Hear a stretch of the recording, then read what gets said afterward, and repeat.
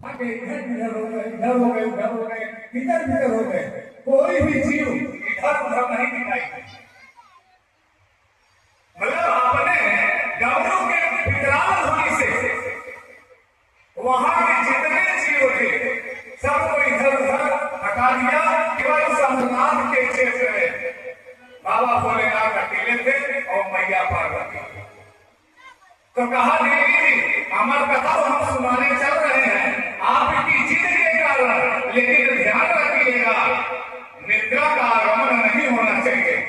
निद्रा को अपने वश में करिएगा, क्योंकि आप भले आज शक्ति स्वरूपा हैं, लेकिन अमर कथा को पूर्ण करना, अगर पूर्ण रूप से अमर कथा का श्रवण कर लिया तो ये अपने आप में बहुत बड़ी बात होगी।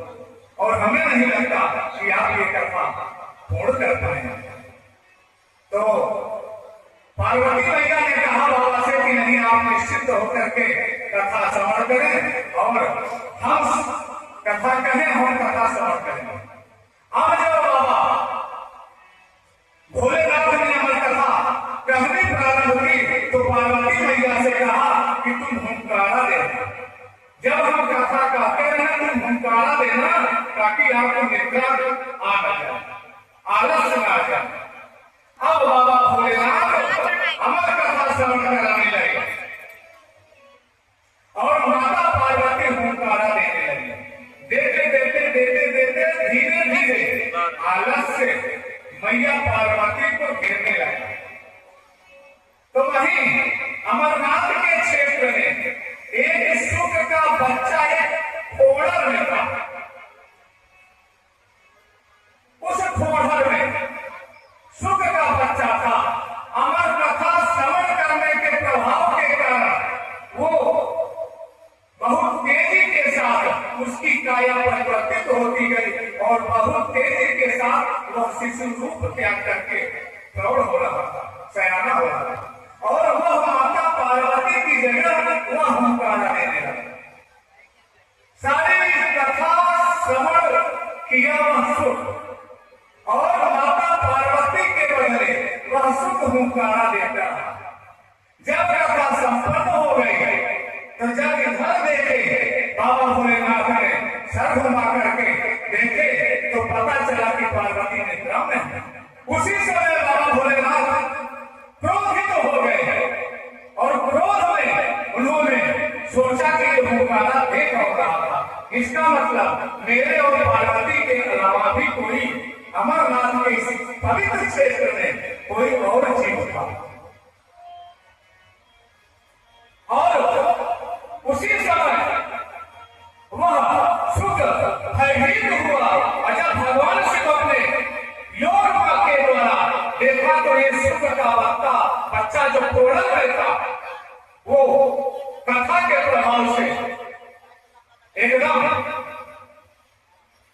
चिर एक प्रौढ़ शिशु के रूप में हो गया। उसी समय बाबा भोलेनाथ को क्रोध आ गया, वो अपने त्रिशूल को फेंका उस शुक्र के बच्चे को मारने के लिए।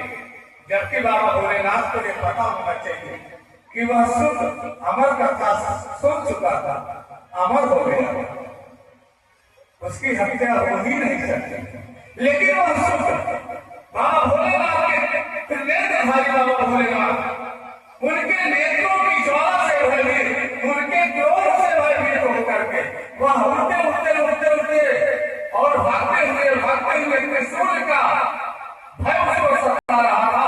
पीछे पीछे बाबा भोलेनाथ का त्रिशूल और वह उड़ते उड़ते उड़ते उड़ते जाकर के भगवान वेद व्यास के आश्रम में उनकी पत्नी वाटिका, भगवान वेद व्यास की पत्नी वाटिका जी आश्रम में मौजूद थी।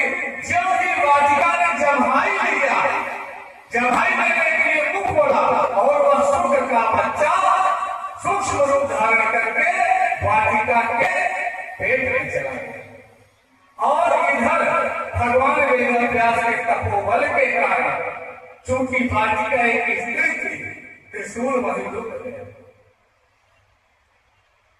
तो इस प्रकार शिव के भय से माता के गर्भ में वह सुख 16 वर्ष तक रहे। किसी किसी कथाओं में 12 वर्ष का वर्णन आता है, लेकिन श्रीमद् भागवत में 16 वर्ष का विधान है। 16 वर्ष तक माँ के गर्भ में ही सुख विराजमान थे। सारे देवता बार बार प्रार्थना करते थे कि आप प्रकट हो, बाहर निकले। काफी अर्सा हो गया, काफी समय व्यतीत हो गया, माता के गर्भ से बाहर आइए। लेकिन वो सुख कहते थे कि नहीं, मैं बाहर नहीं आऊंगा, क्योंकि बाहर का लोभ और मोह और भगवान शिव का क्रोध हमको भस्म कर देता। लेकिन भगवान से ही है विष्णु वासुदेव स्वरूप में वेदव्यास के आश्रम में आए, सुख जी को आश्वासन दिया कि आप प्रकट हो माता के गर्भ से, आपको इस संसार का लोभ और मोह नहीं भेदेगा। जानते हैं, संसार का लोभ और मोह प्राणी को अगर ग्रसित कर ले तो वह प्राणी विवेक शून्य हो जाता है।